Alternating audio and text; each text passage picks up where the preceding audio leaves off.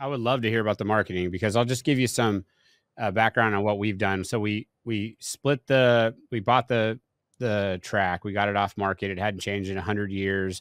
There's nothing for sale on this river. You can't find anything. Everything's generationally held. People don't want to sell it. It's a mile north of us is the National Forest and State Park, so you really can't get any closer. And it's a mile off of a major highway. So, but yet still totally secluded.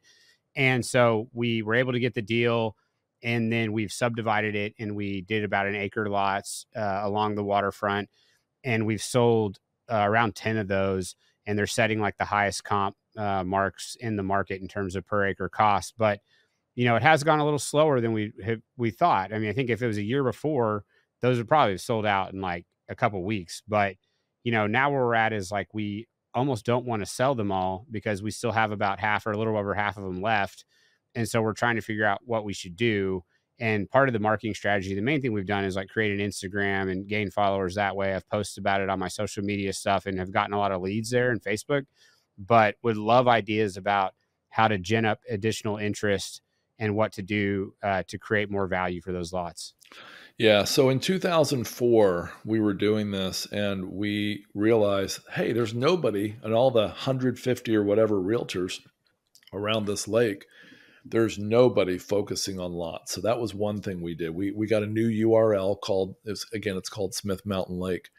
We called it smithmountainlots.com.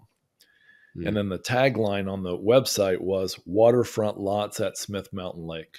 And so if you think about that, that sounds like it's almost institutional. Like, oh, I want waterfront lot at Smith Mountain Lake. Well, the URL, it was just easy to get to the top of the search engine.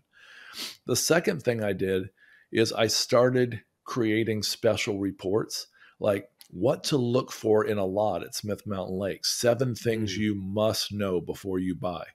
And that turned into a really long report, about slope, waterfront, acreage, subdivision, the whether it had a beach or not, the view. There were 7 issues.